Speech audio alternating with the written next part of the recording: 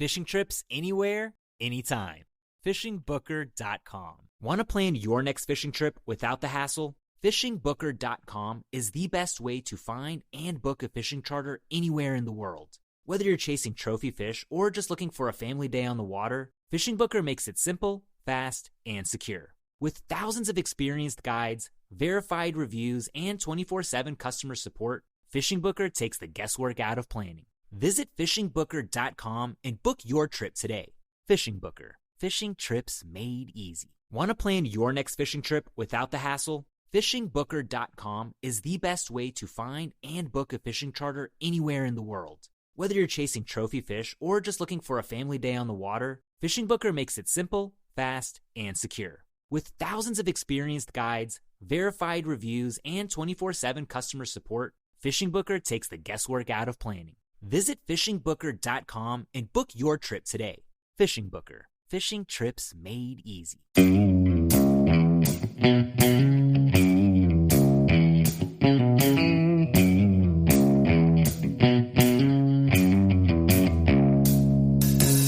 All right, welcome back to the Survival and Basic Badass Podcast, Kevin and Chuck. Well, today, we're going to talk about your whole world being turned upside down. Well, how about the magnetic poles being turned upside down? That's pretty much the whole world. We'll call it that. But we're going to dig into it. There's been some crazy movies. I think 2012. I think The Core had some aspects of it that kind of, relate. But we'll dig deep into it. But basically, the magnetic poles are moving. This is a undisputed scientific fact. But what would the consequences be, and would the world end? That's what we're going to dig into. So, this is your kind of thing. You might want to like, subscribe. The magnetic pole, right? We use the magnetic North Pole for a lot of things, right? The obvious that comes to mind, we use compasses and GPS. That's a big thing that relates to us. But it turns out there's a lot bigger consequences that may be at stake here, and we're going to kind of dig into it. Now, basically, every 200 to 300,000 years, we believe there's been a pole shift where the North and South Pole actually completely flip from one end of the earth to the other. And we're talking from the top to the bottom, like shift, done. And that's a big thing, and it's dramatic. Now, the last time we believe that it's happened or know that it's happened is about 780,000 years ago. Now you're saying, well, if it's every 200 to 300,000, we're a little bit overdue. Now, a little disclaimer, Kevin, I have to put this out, that I was not there when this happened the last time. You didn't see it, right? So it is speculation based on science. And we all know how people feel about science now.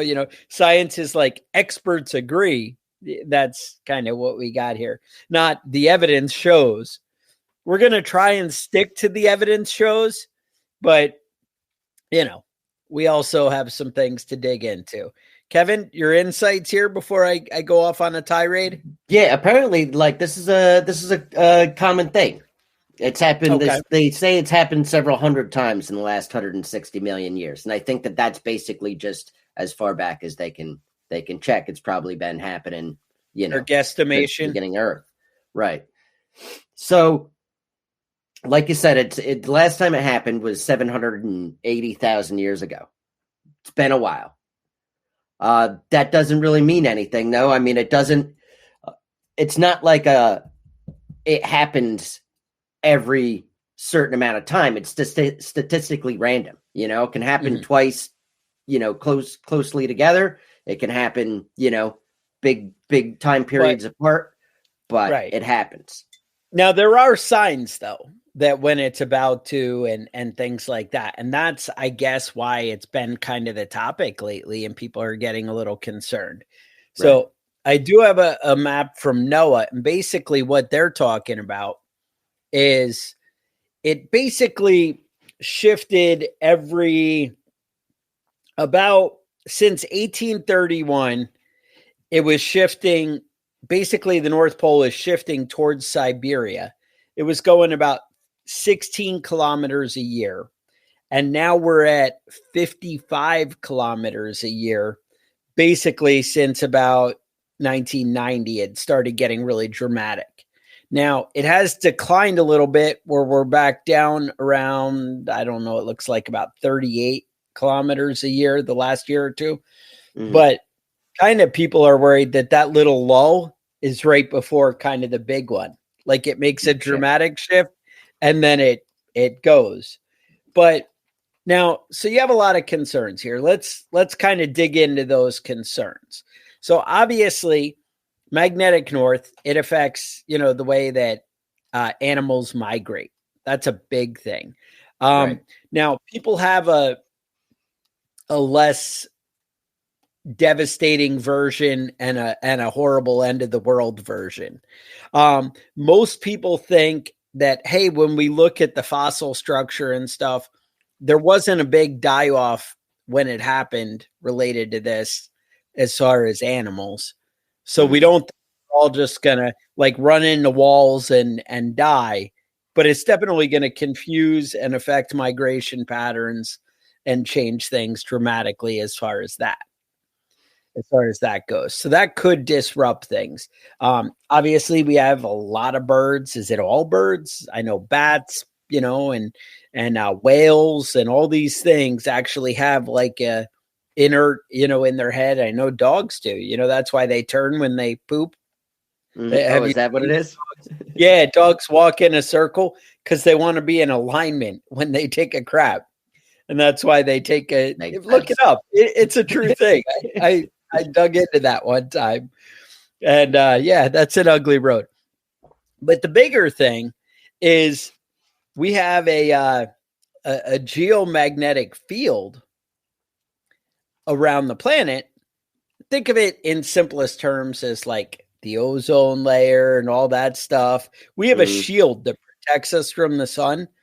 Well, the problem is when this typically happens, the depreciation of or depletion, right, of that geomagnetic field, we expect a 90% reduction in that protection at some point when it does this.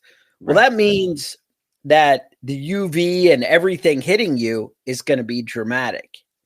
It also means sunscreen. Right. Now, like in the movie The Core, like the sun, I think, was like burning people's faces and things like that. It's not going to be like that. We're not talking like that. We're talking a lot worse, but still survivable, right? Your face isn't going to burn off. You're not going to be able to light cigarettes from the air. That's Kevin's dream. He's like, oh, if I could just hold out, whatever. That's probably not going to be the thing. But that atmospheric level that we have around the planet also protects us from solar flares. Right. Oh, so that's kind of a big thing. That you might think, wait, shouldn't I have EMP shield? Wouldn't that protect me? Yes, it would. It's pretty smart. You guys are That's right. You guys are sharp out there. So that's the thing, right?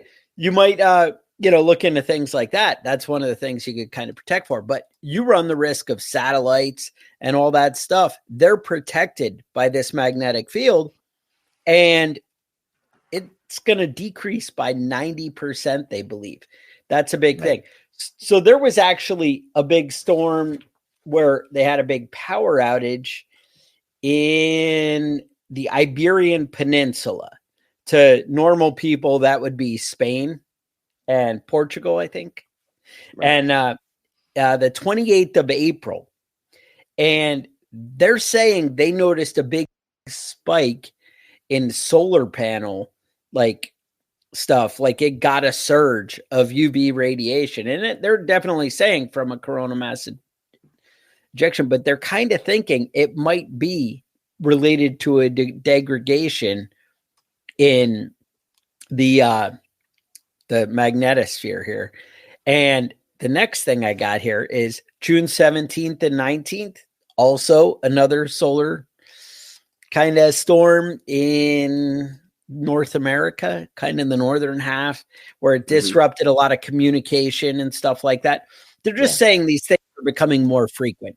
They weren't huge dramatic events that ended the world, but look them up. They're real. They were a thing, and it's kind of something that could be happening. Yeah. Power failures, internet failures, communications failures, all sorts of stuff. Yeah, it definitely can affect satellites. It can affect a lot of our infrastructure. Right. Now, we don't need to be like 100% full on panic as far as the GPS and all that stuff. Believe it or not, since it's moving 55 kilometers every year for the last couple of years, we actually make adjustments to GPS and that stuff. We calculate it and we update it. So it is possible that even when it shifts, we can calculate an update. Now, it doesn't mean if you're the guy flying the plane on Tuesday, you might have a problem. Right. But if it may not be a problem like the end of the world, there's no more GPS, everything has to be redone. You know, the way they acted like in 2000 or whatever, the world was going to end, because the computer's flipping. Oh no, in 2000, though, with the computers rolling over. Right. Yeah. So it's not going to be like, well, it kind of is going to be like that. It's not going to be like we thought that was going to be. That's the thing. Right. Right. I remember when 99 rolled over to 2000, I went down to Times Square because I wanted to be there if all the shit went down. I know. That seemed like bad judgment on my part, but I was like, that's Kevin. Yeah, no, it was fantastic. I was right outside the MTV building, and there's some drunk girl that kept going up and dancing in front of everybody in the window, and Carson Daly had to keep going over there and grabbing her and dragging her away from the window. But it was entertaining, regardless. What I wanted to talk about though was Edgar Cayce. Oh, do you remember him? I do. He was a bit of a. I would almost say prophet, right? Almost like Nostradamus. Yeah, he would clairvoyant. Lay down. Yeah, and he would lay down and like speak his visions or something. Yeah, he would go into a trance and would just like give out predictions while people like wrote everything down. Now he predicted a cataclysm. He called it Earth changes. In the 1930s, he was predicting this. What he predicted was the polar axis would shift and that many areas that are now land would become ocean floor. And that Atlantis would rise from the sea. And other like lost continents would like emerge, like the lost continent of Mu, which is, I think, was just like a made Now, he predicted some dates, right? That maybe aren't 100% like they've come and gone, and it didn't. Yeah, happen. We kind of passed. It's supposed to happen in 1958. I think was when it was supposed to happen. Hasn't happened yet, but I don't know. Atlantis could show up at any time. We don't know what's going to happen. We could have found it. I remember when we lived in. Go ahead. When we lived in Virginia Beach. All right. When we were both in the Navy, there was a place called the Association for Research and Enlightenment. That was his building. Like he founded it. And so if you ever are in Virginia Beach, you go over there and you can get like all sorts of, clairvoyant merchandising and stuff, I guess. I don't know what they really do there, but apparently they're researching your own telepathy game. Right. They're researching telepathy, new age shit, all that sort of stuff. Go over there and check it out, man. You can get in on the ground floor there. That's where everything's happening. So his predictions, a lot of them did come true, but this one hasn't come true according to the dates he gave. So we'll see what happens over the next, 200 or 300 years. Maybe now, I actually have a map, and they call it the Future Map of America. And this has been like a big thing on like X and stuff. And so they seem to think that if there's a pole shift, now this is not widely accepted big, like this isn't exactly what NOAA and NASA and all these people are saying. this is kind of the speculation that if you change magnetic north, all this stuff's kind of controlled by tides and stuff and everything. Now, I would point out that tides are from the moon, kind of. There's a thing there. There's a connection, right? The Indians knew about it. They used to, there's some kind of lady up there, and I don't know exactly how it works, what she's doing, but when she's angry at, something about the tides, but tides are affected by magnetic fields, and they think that there'll be a big, shift with that. And they also think the Younger Dryas was tied to the last pole shift, that flood that came was related. So yeah, they have something called the Future Map of America. And basically it gets rough. America kind of takes a pretty good hit as far as flooding and things from this disruption. Looks like maybe California disappears, Louisiana disappears, like anything along the Mississippi. You pretty much have like a clear path from the Gulf of Mexico right up to the Great Lakes. It's just solid. I mean, I know you're like, well, yeah, Chuck, have you heard of the mighty Mississippi? And yeah, but it gets bigger. We lose, I'd say the bottom half of North Carolina, a good bit of Georgia takes a big hit.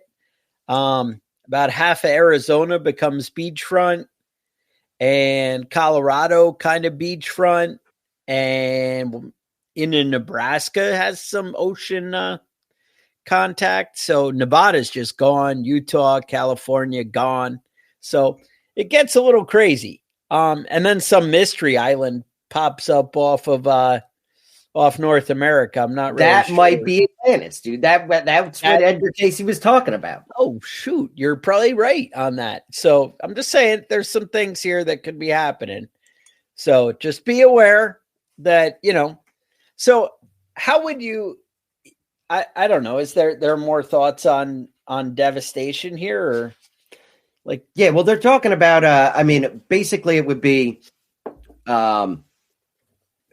global blackouts. It would be basically mean that any electrical infrastructure that we have in the world would be wiped out. I think it's pretty much, like solar flares and things. Like right now, we're protected by this magnetic field around the planet, but we're losing a lot of that protection during this shifting period. And I heard a lot of there's going to be strange clouds, increased storms, increased sunlight. This kind of stuff is going to dramatically increase in unusual weather patterns, that kind of thing, where it's just very different than what we've predicted. Yeah. It'll be a bad day to be a white dude. There you go. Black folks won't have a problem. You won't be able to get enough sunscreen. You'll be wearing SPF 500. Yeah, exactly. No, it definitely, it's not a good time to be an astronaut. I would recommend maybe the space station, not where you want to be when we have this. Because these, in my mind, I was like, oh, well, they're outside our atmosphere, so they'd be protected. Like they would be exposed to the same thing that they were exposed to before. But not really the case. This protection barrier it's further out than I imagine. It's going to increase radiation levels by a huge amount. Right. But again, we're not talking planet killer from that, right? It's just everything is going to change. And honestly, some more tornadoes and hurricanes and like that, probably not a good thing. So that's basically, we're a prepping channel, Kevin. We talk about survival. What do you do? I'm all in for this sort of stuff. So you're all in. All right. So you gotta get ready for the pole shifts, man. I mean, there's serious things to freak out about, like a lot of serious things to freak out about. This is also one of the maybe freak out about it. Well, I think, but everyone, get your bunker ready, man. Yeah, get your bunker. I think you're right. I think it definitely, everybody agrees it's going to happen sometime. It's when is the timeline? is it going to happen next Thursday or is it going to happen in 1,000 years? Now, there is a lot more talk that seem to think it's, hey, we're getting worried. Like there's a lot of signs that it might be coming. Mm-hmm. And that's the thing, is it usually like builds up quick and then dramatic. And that's what they're afraid of, is like, hey, we're starting to see some of these signs and it gets a little hairy at that point, Yeah, I think I think some of the predictions I saw said it was going to be like, 30-50, the year 30-50 that it was going to happen, 40-50 even. But I don't think anybody knows. Nobody really knows, has any idea. And it can just happen. Absolutely. So just something to be aware of, right? You guys need to think about how you'd prepare. So basically, you would prepare the same way you'd prepare for an EMP, and you'd prepare the same way you'd prepare for kind of climate change, and you'd prepare the same way you would prepare for weather, right? Just weather being unpredictable and crazy. The idea is, maybe some earthquakes, some tsunamis, there's a lot of ugly things out there, but basically EMP. All right. So we start looking at solar stuff. We look at things that are protected in Faraday cages. The problems you run into, though, is because it would be an ongoing, unpredictable event. Do you break out your equipment now? Like, oh, we had a solar flare yesterday, but my stuff's still good. And you break it out. So I would kind of feel like you'd want to break it out on an as needed basis, right? This is something where you would be like, all right, we need communications. Let's every Thursday at 2:00, we'll call to the other place, whatever, and we'll talk to each other. And that might be a way to approach that. The EMP stuff, that's huge. I would look at things like EMP shield, right? Then your stuff's just protected all the time. You don't have to worry about sticking it in the Faraday cage because you're good. Just saying, that's pretty smart. That's different than, like I said, that's the time where something like that would really thrive, because you don't have to worry about, shut it down and hide it. Today's going to be a bad day. And that's the thing. If you don't have mass electrical and electronic stuff working, you're not necessarily getting the news and the typical regular broadcasts saying, hey, tomorrow the sun's going to be really active. Nobody really knows about that. There's actually, like, you could go back to the old school stuff where they used to stare at the sun with a telescope and look for sunspots and things happening. And that's actually how they used to do, like, the Farmer's Almanac, was they used to, go through that. That was really a pretty cool thing. And they could predict kind of the future and how the weather and the sun was going to be based on watching the sun. That was actually one of the reasons a lot of people were very slow to the climate change idea. We're like, it's been changing. And a lot of it is really affected by the sun and, what's going on up there. So that's something to keep an eye on. I'm not sure that you can figure out how to be science guy and figure out the whole sun just to prepare for this one thing, but it may be something you want to look into.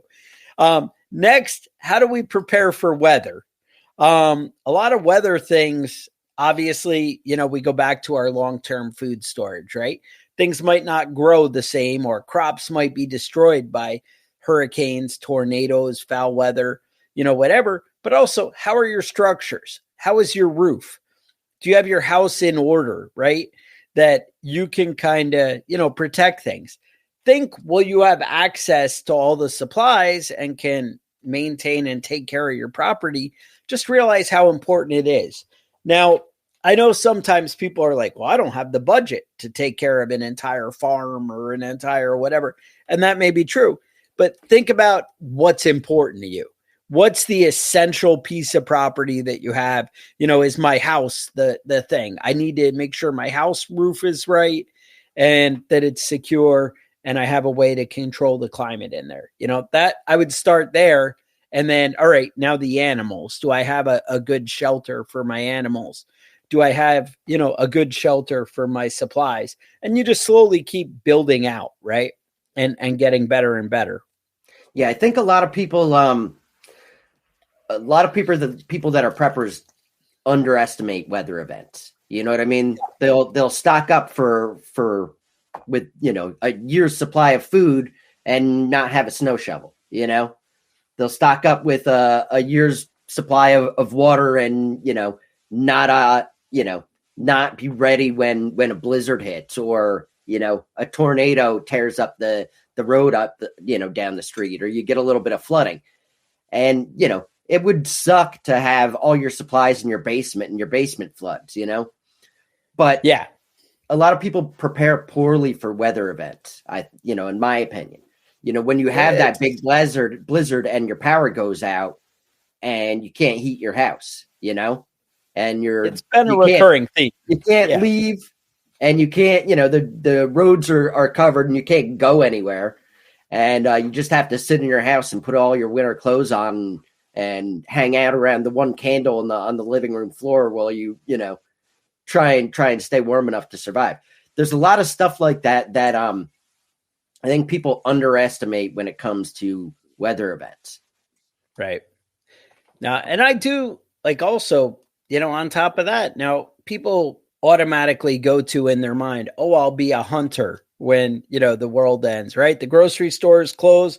I'm going to go hunting for the deer. Well, if everything kind of gets disrupted, what happens to wildlife? Are the same things that were there last month going to be there now? I don't know.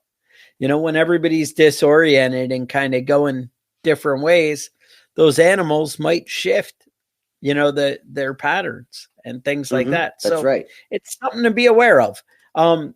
It's basically not something you can count on. Obviously, you guys have been listening to this channel for a long time.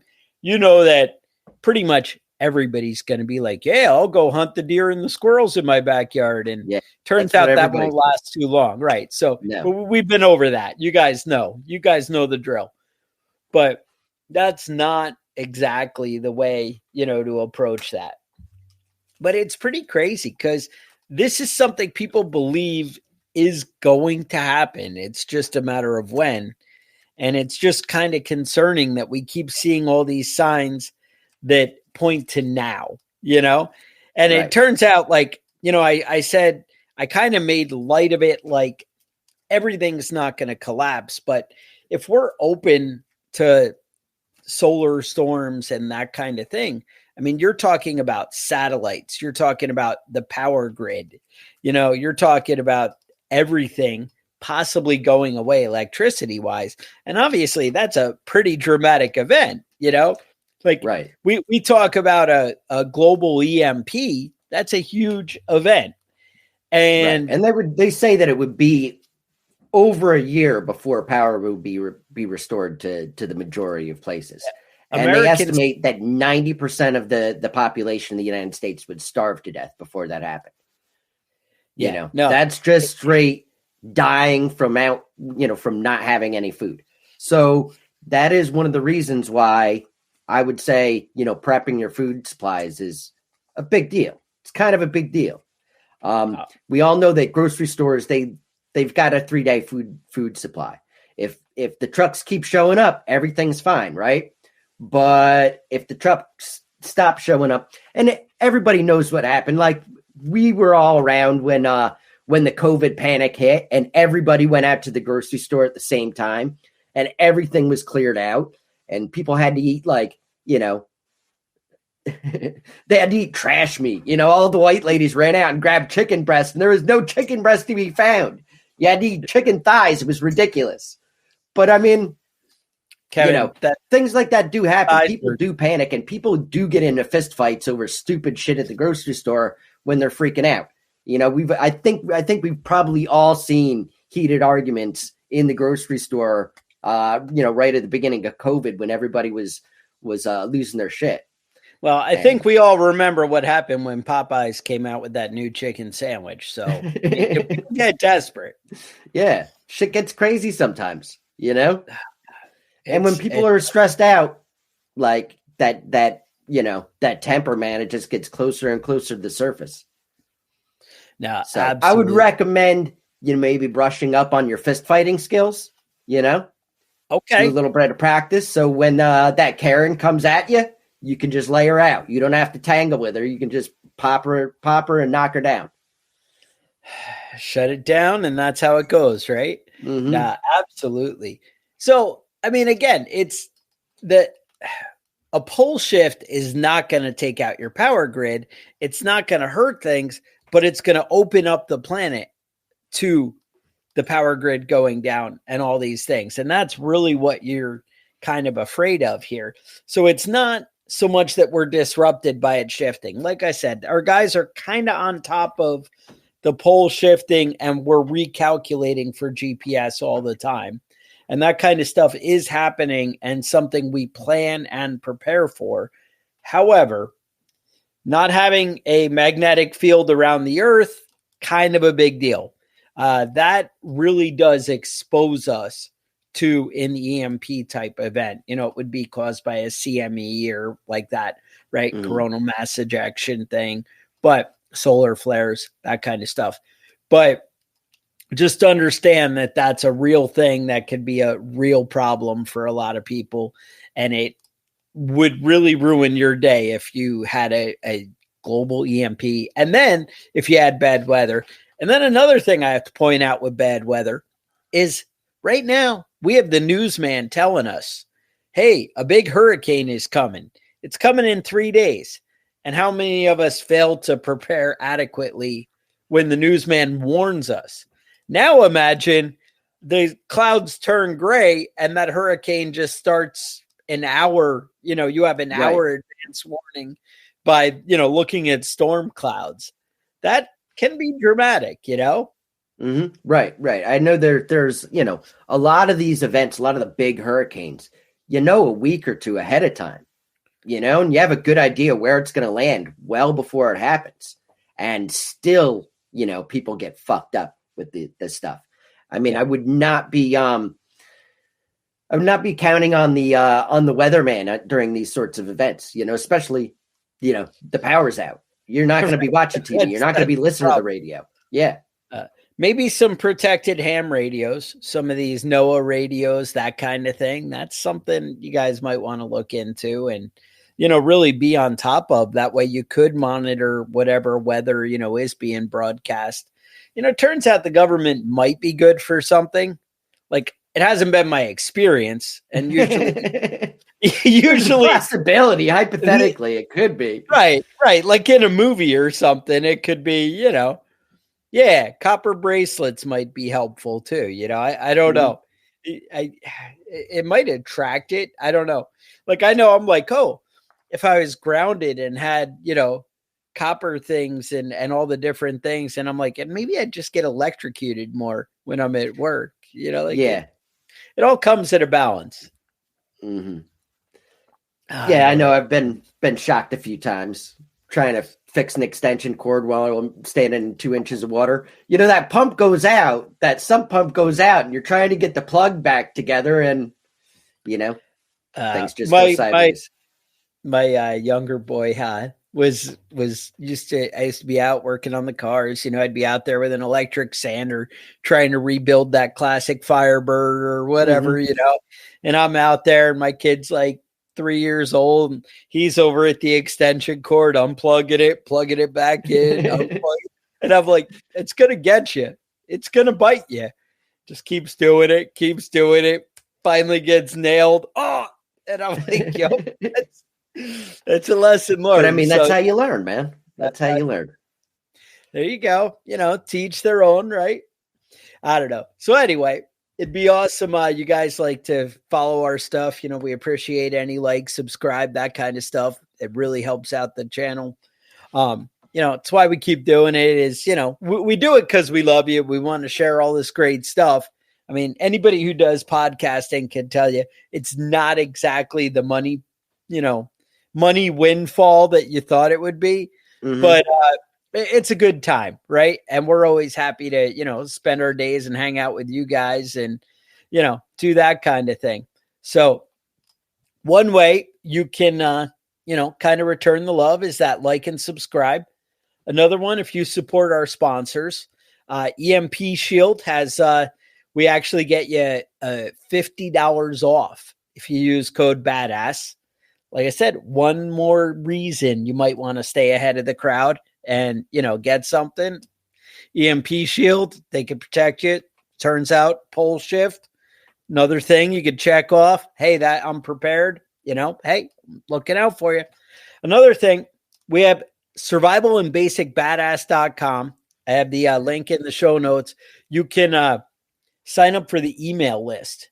Now, you absolutely don't have to worry that I'm going to overwhelm you with emails, because so far in the last 2 years, I've sent one email, maybe two. Mm-hmm. I keep promising that I'm going to step up my game. I just keep waiting for the list to grow. That's what I'm telling myself. I'm like, right. The list's growing. I just got to wait for that. And, but anyway, you might want to look into that. Cause hey, and we also have cool badass gear. I don't know if you guys have seen our cool coffee mugs. We got cool things like that. We got cool t-shirts, sweatshirts, that kind of stuff. They say all kinds of clever stuff. You can get that at the website. Just saying. Anyway, thoughts, concerns, email us at preppingbadass@gmail.com. Otherwise, I really appreciate you guys sticking with us. So with that, I'd say stay safe, and we will talk to you guys next week.